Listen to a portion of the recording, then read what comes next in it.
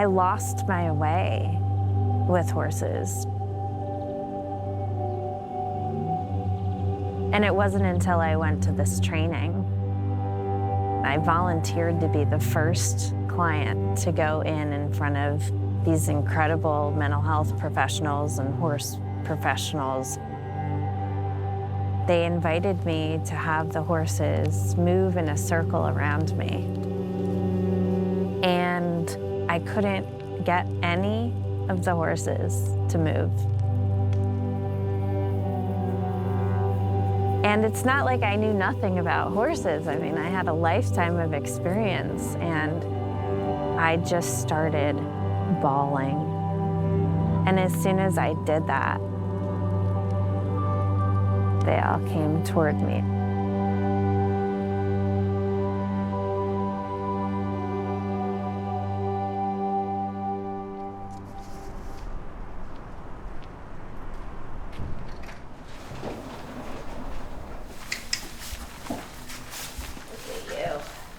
Something's really cold in this dirty water.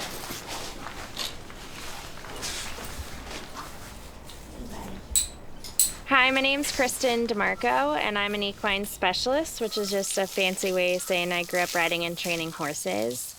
For me, being at the barn was a place that I felt like I belonged. But I was told I could never make a living working with horses, so I stepped away from them to check all the right boxes in life. But when my life fell apart and I found myself going through divorce with a new baby, it was then that I found my way back to the barn. I heard about horses working in mental health, and I was fascinated. They were doing what I always knew horses could do, which is help us become better people. I got certified to do this work 10 years ago because I had a really profound experience sitting in your seat and being a client in this work. And about 6 years ago, we started a nonprofit called Gateway HorseWorks to make the incorporation of horses for the mental health treatment of people accessible to everyone in our community. Certainly when we started talking about equine-assisted psychotherapy, people were like, what did you just say? I think it was 3 or 4 years ago, and we were working with some veterans at work, and I'd started hearing anecdotes from veterans and from people who work with veterans about this thing called equine therapy or equine-assisted therapy. There was something about it, something about the way they talked about it that was really interesting to me. So I just started, doing what I do, poking around on the internet, reading papers and reading articles and things. I also tried to go witness equine-assisted therapy, not really thinking through the fact that it was like therapy. So I got sort of tossed out of several places. So I was following these people on social media, these 4 or 5 practices. And this one particular practice called Gateway HorseWorks posted that they had lost their lease. And a lot of these practices, it's an expensive practice. And none of these places are really making any money doing it. So a lot of them exist on favors and the largesse of all kinds of people. I met Kristen for coffee, and I was just really impressed. And that became sort of a search for a farm because they had a limited amount of time that they were in their current place and the clock was ticking. And so that's really been my contribution. Other than that, I'm sort of just this guy that hangs around and imagines that he's like a horse guy now.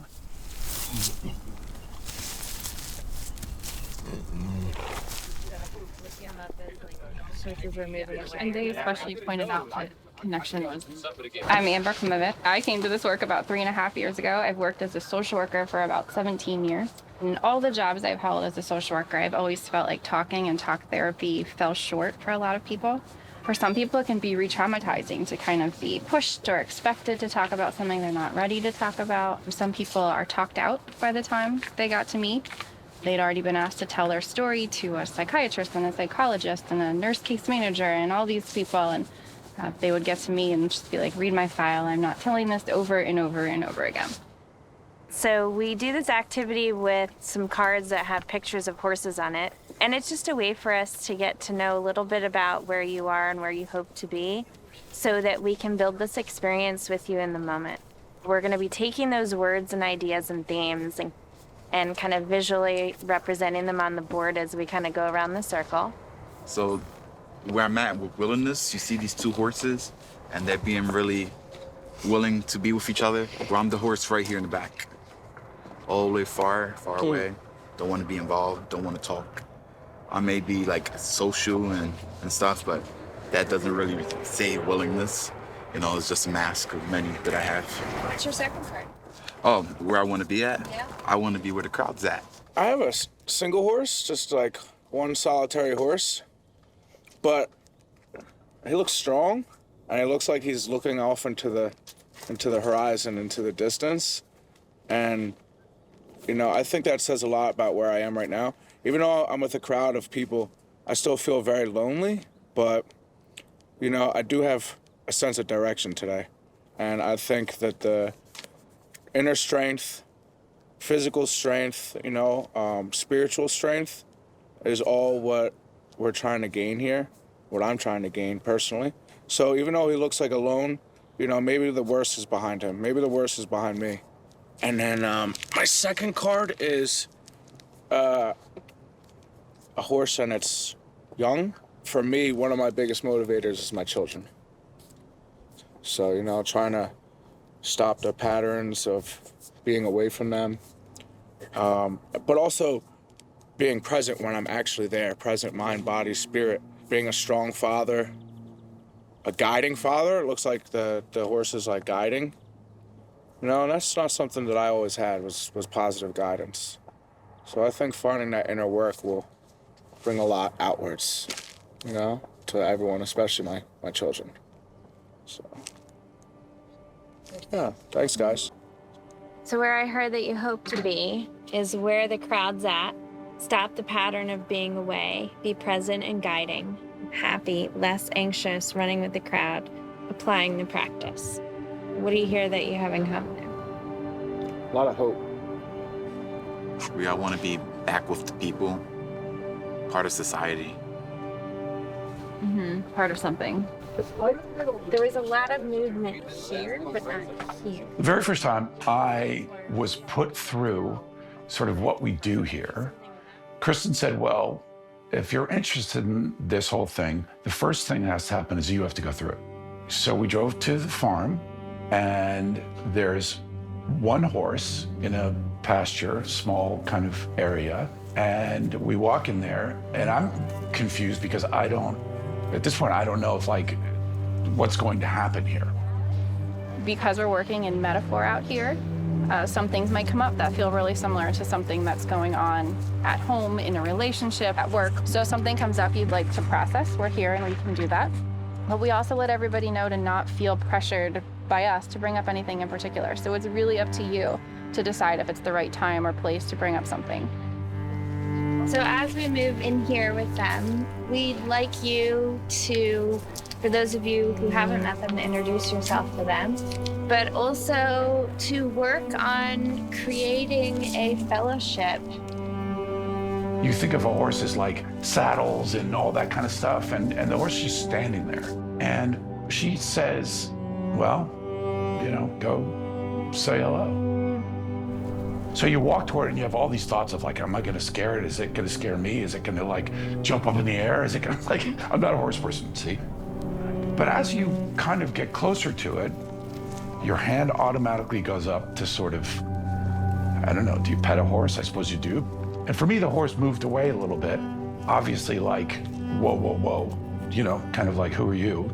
And I don't know, I just felt moved to keep going toward it. What was really interesting is that I don't know how much time passed as I was doing this.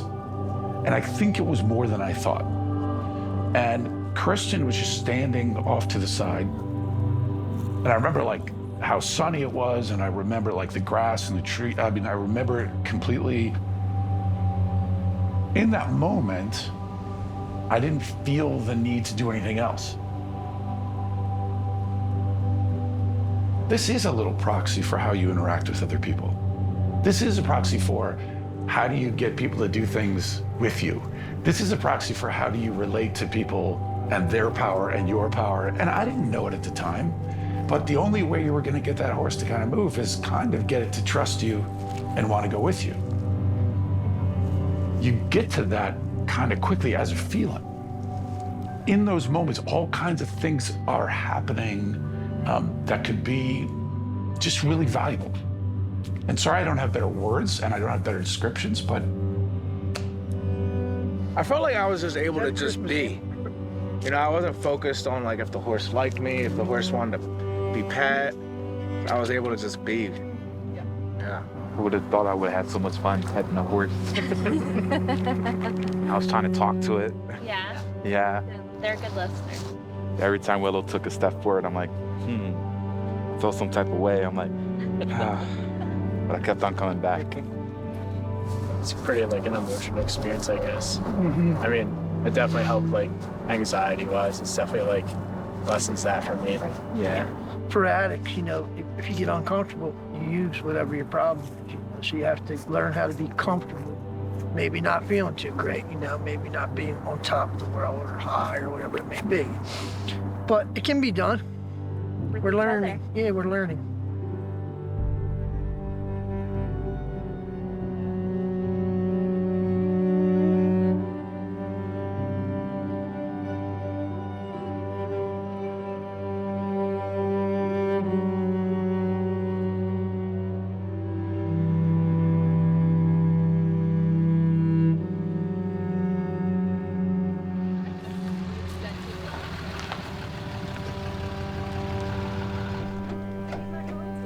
Hi. What's up? Still have a fixture truck. Oh, what's Right. going on? The third one ever. bring it in. Eric, How you doing, man? how you been? Good to see you. Good to see you. Good to be How's the back. drive? Lucky. There are always two professionals present with every client and the horses. So there's always a certified medical health professional. These are people who went through all that schooling. And to me, that's reassuring. The other person always in the session is an equine specialist for safety and to really help with the horses. I spent 10 years in the military. I did 3 deployments to Iraq. The horses have helped me more than I think anybody would fully understand. The way that they stay alert, I mean, a leaf could fall out of a tree and they're gonna inspect it, look at it, it'll catch their attention. Just the same as when you're hypervigilant, you know, one little thing moves in a distance, it's like, you know, what is it? You're just as edgy as they are. So you kind of have that shared connection already. Being able to have that animal there, knowing that they're kind of with you. You know, and there might be a time where no one else is with you, but you've got 1,000+ pounds who's next to you on your side, who wants to survive and get through that day. And really that's what you're trying to do at that point in time. You're trying to survive and get through that day.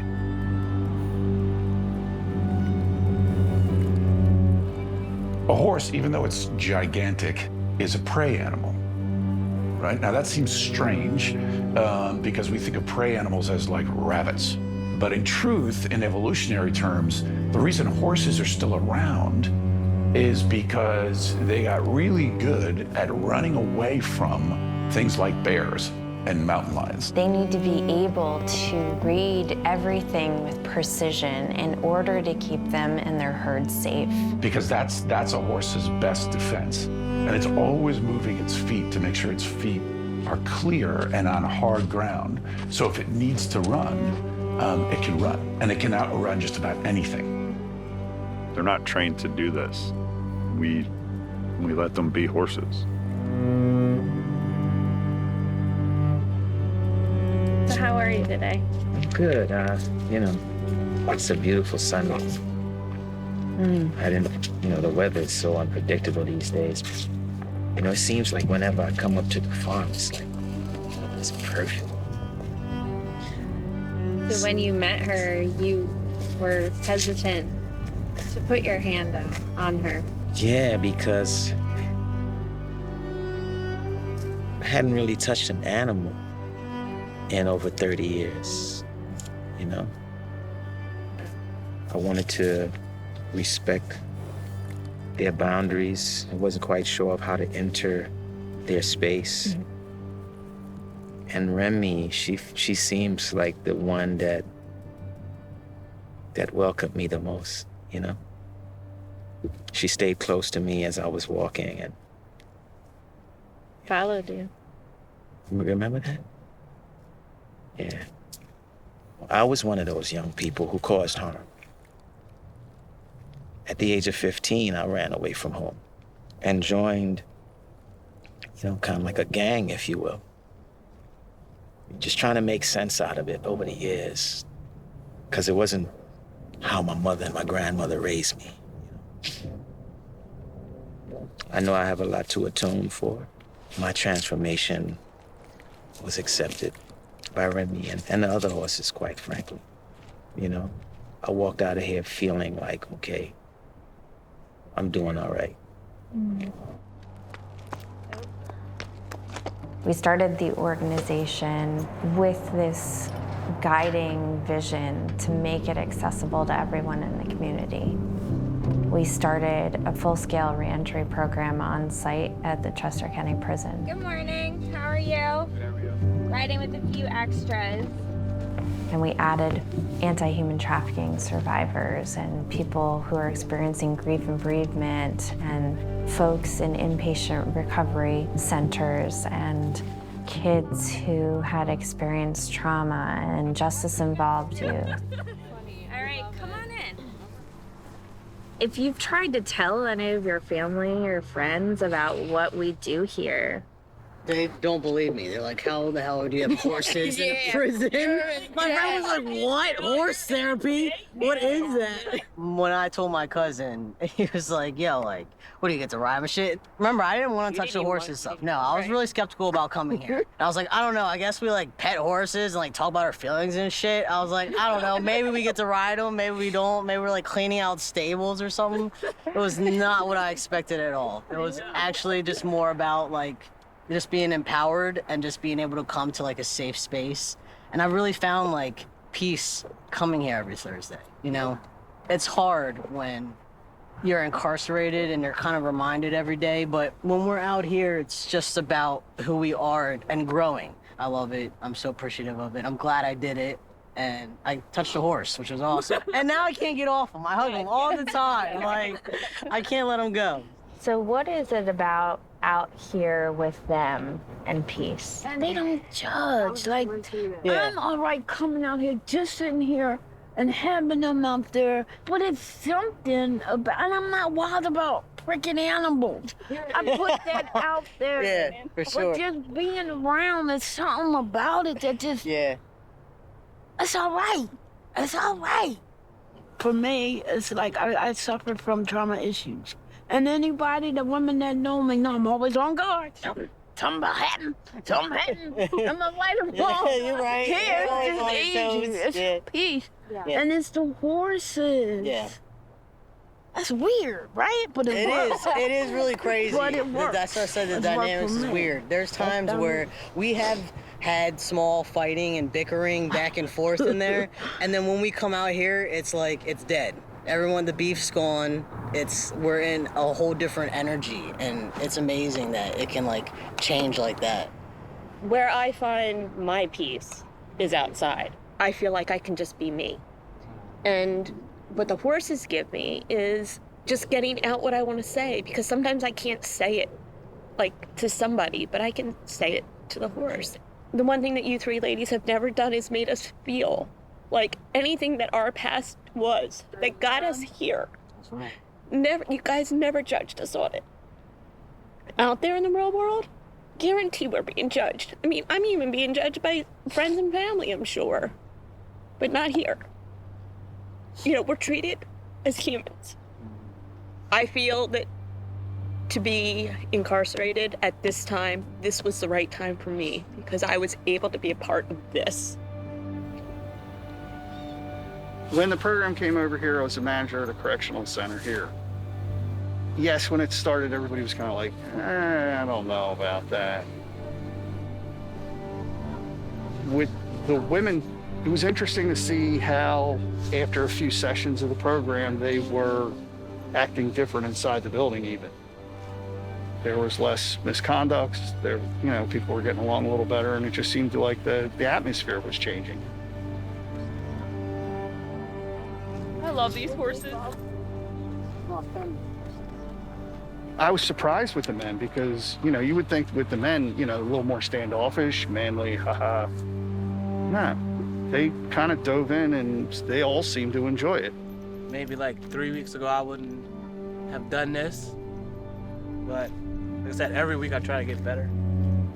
We have certain state mandated programming, but it's the same kinds of programming that most jails across America have been doing for years and years and years and years. Well, at what point do you figure out something different, something new, that has a different change or different result in the end? After you all leave and you leave with the horses, they have to go back to the privacy of their cells and consult with these new discoveries of themselves. And they might even talk to each other too.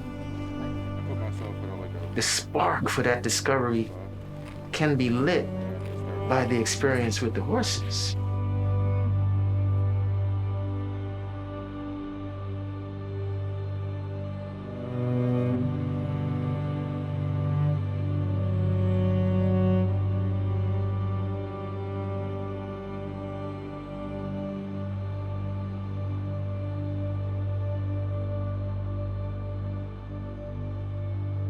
Being able to plan for stuff. It makes a great story to have some villains and to think that they get punished. And make sure that we're okay up here first. They're our sisters and our brothers and our fathers and our mothers and our co-workers. What if we embrace them as such? Right.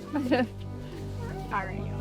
Thank you for letting me be part of this sacred circle. My name's Malika. I am also a survivor of abuse and trauma. I grew up in Philly, in a pretty concrete part of Philadelphia. And my mother saw that I loved horses. And she was in college, but she would drive me out here to this area. To this town. To this town. And I would clean a stable. And as a treat, I would get to ride a horse.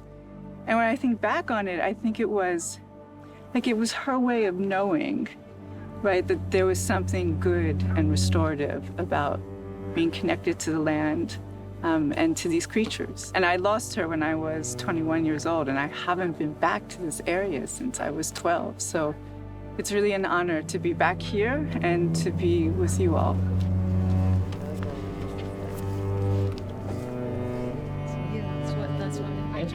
Because I have lay lines, so that's where I would be. Any themes, anything that feels different, anything that stands out, maybe some opposites, right? Knowing we're all support. Yeah, and the feeling of being alone when people first got here versus now. When I was a child, I was always trying to be accepted by the people who controlled the horses and the space.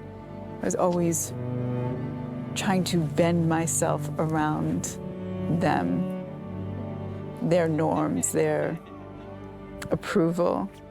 It was a very, very different environment for me, right? Malika's getting the lid. I didn't feel belonging when I was here. I felt like I was an intruder. I took Willow's coming to me in the stillness as the acknowledgement, right? The signaling that that is how we should be.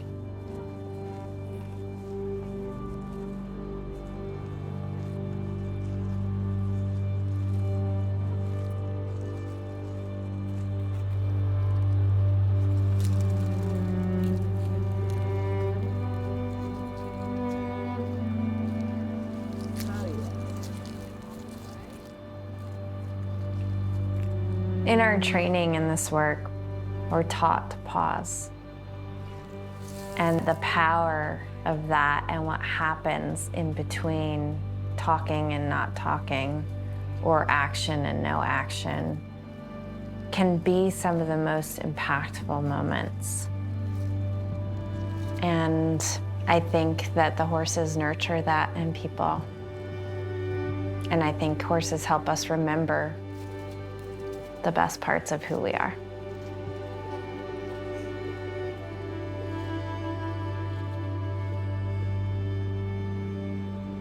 We are not here to fix people. We are not here to save anyone. We don't believe anyone needs saving or fixing. We believe that everybody comes to the farm whole. And we create this opportunity for clients to come in and to heal themselves in whatever way that needs to happen.